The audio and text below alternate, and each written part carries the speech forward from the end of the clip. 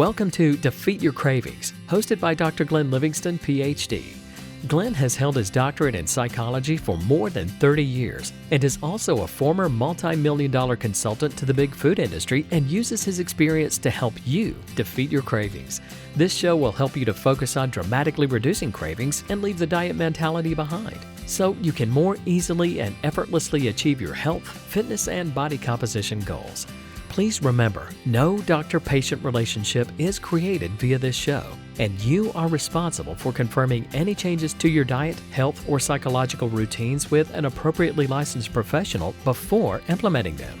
Now, before we get started, if you haven't yet downloaded the free smartphone app to access dozens of these recordings all in one place, as well as to avail yourself of a confidential community for support, motivation, and assistance, please visit the podcast link on defeatyourcravings.com as soon as possible. And now, here's your host, Dr. Glenn Livingston. Hey, it's the very good Dr. Glenn Livingston here with a nice lady named Lotus, who has agreed to let us record her session so you can all benefit from her strengths and wisdoms and observations, as well as her trials and tribulations and difficulties. Lotus, how are you? I'm fine.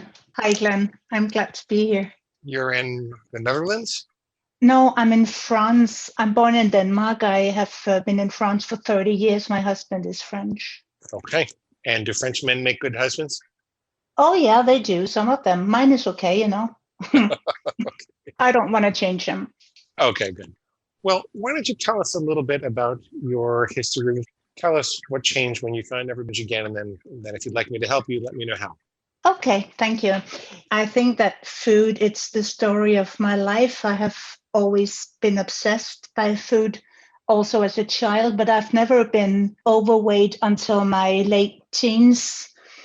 I made my own first homemade diet when I was 11 and I was skinny. I've seen pictures of myself of that age, but I think I had body dysmorphia. I wanted to look already at that age different than I did. I wanted to be someone else. I started to binge hard when I was about 12, 13. And my first really hardcore diet, I was 16 and I didn't have weight to lose, but I got a minor surgery, tonsils, I think it's called in English. I lied straight into my mother's face. I told her that I couldn't eat for a month, and that was the doctors who had told me that. And she believed me. What should she do? I needed protein drinks, and only that for a month. So she provided me my protein drinks and I got really skinny and I was so happy. I felt awesome. I lost 20 pounds that I didn't have to lose. I didn't have them and I felt awesome. Little anorexic, yeah. Yeah, that didn't last, you know. The month after I gained everything back and then 15 pounds more. And that was the beginning of really an absurd yo-yoing, lasted 4 decades. I usually made an extreme diet lasting about a month where I lost 20 pounds and then I gained them back again. So it has been the same 20 pounds. I don't know how many pounds I've lost if I add them all together over the years, but a lot. And also at the same time, it was my deepest and darkest secret because it didn't really show. 20 pounds doesn't show that much. Well, it does when you're 16 and you lose them. But I was eating in secret and hiding. And I think that was also part of the hit that I got from food. To help you at all? It has helped me so much because it became my identity to be someone who did that, who restricted and binged and restricted and binged. First, I said, yeah, that's just another diet. So let's try that. And then I found out that it was so much else. I don't even know how to describe that because when it clicked for me, and it just did recently, really, because I resisted for the first 4 weeks. I'm in the January intensive. I resisted for the first 4 weeks. And then for the very first time, I found something that clicked for me. It makes so much sense. How so? I have something to say. I mean, when I was a child, I had a little piglet who grew up to be a really big pig, taking the control over me. And when I understood that actually it's not the way it works, that I have something to say and that the pig is not me, I felt so much relief that I had tears coming to my eyes. So did you get off of the feast and famine roller coaster? What kind of a plan are you following? I'm a vegan and I've been a vegan for 7 years, but for ethical reasons, not for losing weight. It has never been the reason why I became a vegan. Before I was a vegetarian, and I have been doing the same ups and downs being a vegan. I can make some awesome vegan cakes, no problem. So that was not the reason, but I'm still following that vegan plan. But now I see nutritionist who is a little alternative, I'll say. She said to me, you have 20 pounds to lose, and I will ask you to lose only 2 pounds a month. And I was petrified. It freaked me out because I'm used to lose 20 pounds in 1 month. And I got so scared. And she said, you know what? If you want to switch that identity, you need to do it so slowly. And then I heard you say that the quickest way is slowly. And those two things added together make me realize that I need to take the reins from my pig. I need to cage him for good. You do that by flooding your body with nutrition with a little bit of a deficit. So you're losing 2 pounds a month as opposed to 2 pounds a day. Yes, that's it. Well, she wants me to have 1,800 calories a day. And that also freaked me out because it sounds like what I normally had for a week or something like that. Of course not, but it's a huge amount of calories for somebody who's used to restricting. She's trying to get you off of the yo-yo. Yes, she is. She doesn't want you to be on the feast and famine roller coaster anymore. That's it. And Fiona, my coach, also helped me so much because she keeps asking questions until my pig couldn't find a way to avoid answering. Yeah, she does that. So, yeah, she kept on asking, but who are you? Who are you if you're not that identity anymore? So who are you? Who is Lotus? And actually, I needed time to answer that question. Isn't that sad? It's sad, but it's something that we all go through. We've usually allowed ourselves to get so swept up with binging and restricting and obsessing about binging and restricting that we've lost touch with who we actually are, who we are and who we want to be and what we want to do in this world. And the solution to that is to create a plan and follow the plan. Like I always say, flood your body with nutrition at a slight deficit so you aren't super hungry and your body isn't in famine mode and you're not overeating, you're not undereating. Then your psyche adjusts over time. You'll figure out who you are. So it's sad, but it's something that everybody goes through. That was new to me because it has been my secret, my deep, dark secret for so long that when I hear other people share the same things openly, I'm just, how can you just talk about that like if it was nothing? And it's making me relieved and happy to hear that it's really not something uncommon. Did you begin to formulate an answer to who are you without the binging and restricting? Yes, it took a little time to think it through. Also, it was a little complicated, is perhaps not the word, but I felt a little overwhelmed by giving myself those qualities that I actually have. Could you say them out loud? Yeah, I can. I am an open-minded person. I am creative. I like having time to do my spiritual readings. I like to be with dogs. I take in shelter dogs, rescue dogs. And Fiona made me see that the way the dogs see me, they see me as the person I am. They don't care if I have on or off 10 kilos, 20 pounds. They see me as the person taking care of them. And that made me feel really good because it's true. Of course, they won't question my weight. That was really nice. One of the reasons I like dogs better than people too. Yeah. Yeah. My weight also in my 30s, I'm 56. My weight started to raise for good because I had fertility treatments and I was really exhausted between the treatments. I had 5 of them. And in between, I was really tired, and I overate. And then it didn't work until I had my gorgeous baby daughter in 93. Oh, congratulations. Oh, thank you. She's 27 today, I'm a grandmother. But Wow. It was just so cool. But in between, it was an exhausting period. and I overate, and the hormones made me really fat. And then when it didn't work for 5 times, and the sixth time it worked. But the first 5 after, I took over again. I took the control, and that's something I know how to do. So I redid an absurd diet, and I got slim again. And then it was like, okay, now I'm in control. Fabulous, Lotus. So it sounds like you do know who you are, and you're kind of a fabulous person. Your dogs know it, and you're starting to know it. How can I help you? Well, right now, I just need to hold on to this and to make it my identity now, that I don't use this all like a broken record to keep on repeating that my identity is what it had been for 40 years.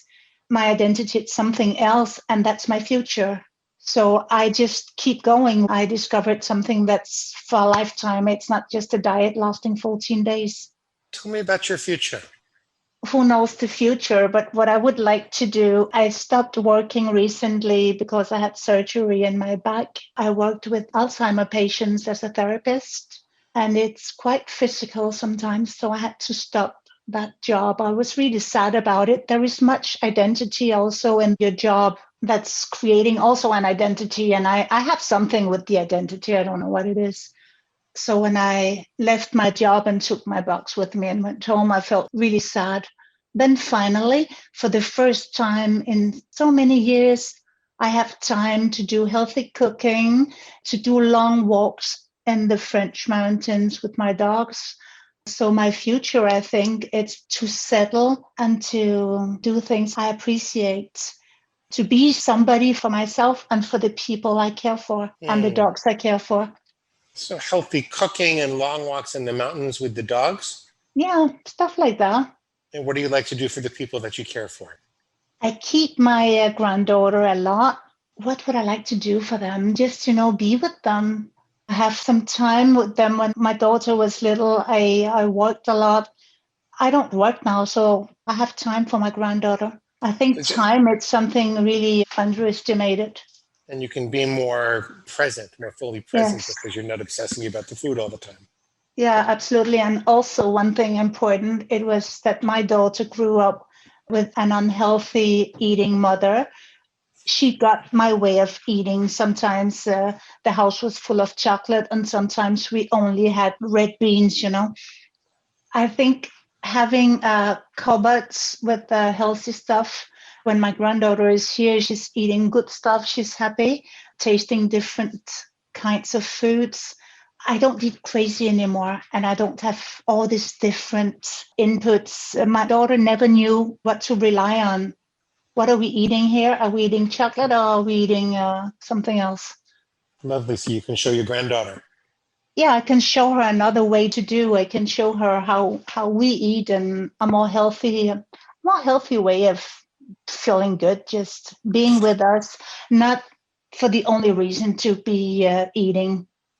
It's not too late for your daughter. If she sees you continuing to do this and she sees her own daughter coming along, it's not too late for your daughter. She can come along too.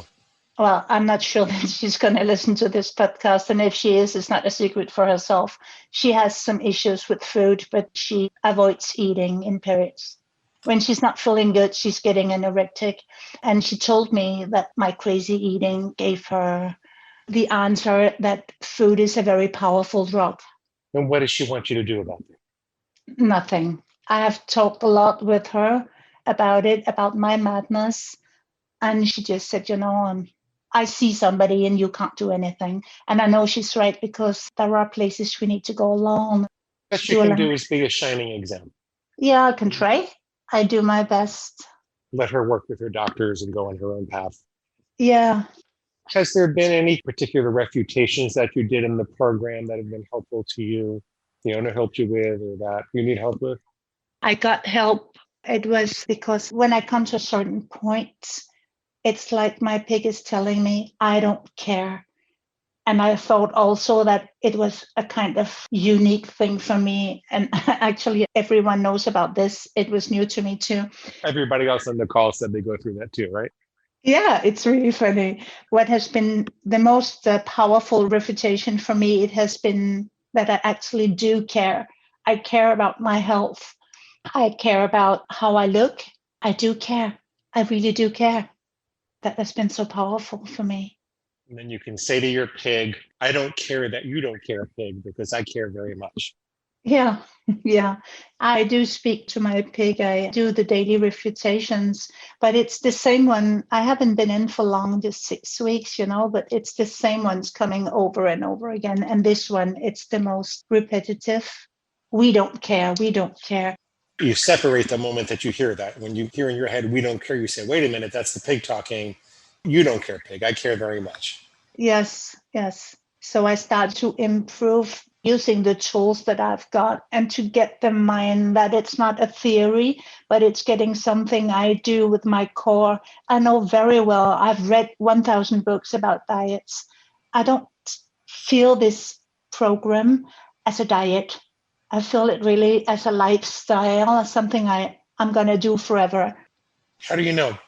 I don't know. I can't even tell you. It's just a feeling that this is right. It's common sense, really. It's the way things have always been. There's always been this set of words in our head that talks us into breaking our best laid plans. And then we know that's not our higher self. It's always been like that. So we're just really formalizing the process and helping people with a very specific method, which I didn't really invent. I've articulated it better than anyone else, I think. This is the way that people have been recovering forever. At some point they make a decision. At some point they say, look, I'm sick of this voice driving me crazy. It's like the devil on my shoulder. I'm taking control. Enough is enough. And we just help people get very, very clear about what that voice is saying and why it's wrong. It doesn't really require adopting any type of miracle belief or anything like that. It's just common sense. Yeah, but I've been doing also bright line eating. In the beginning, I really fancied it because it was so restrictive.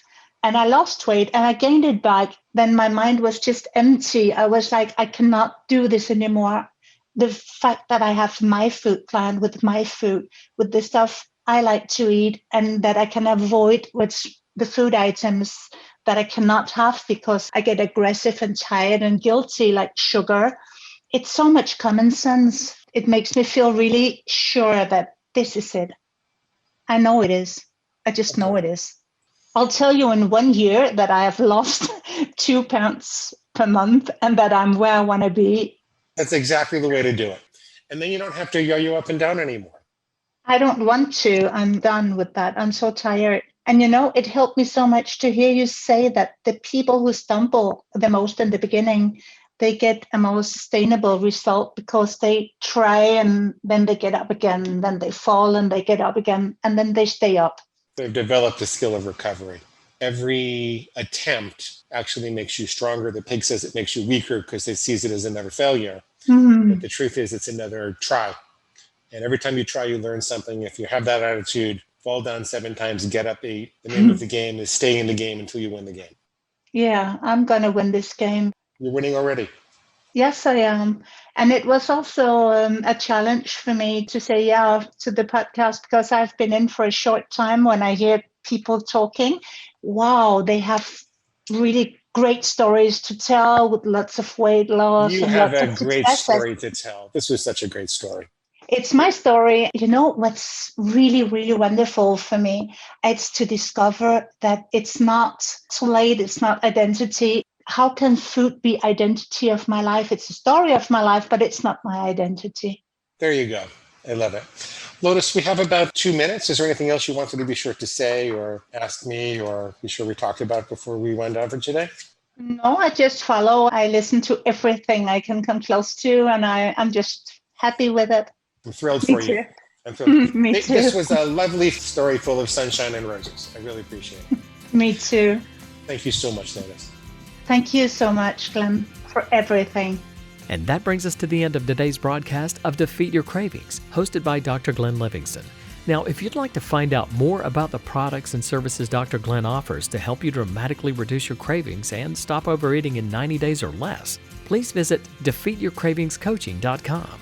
That's defeatyourcravingscoaching.com. Thanks.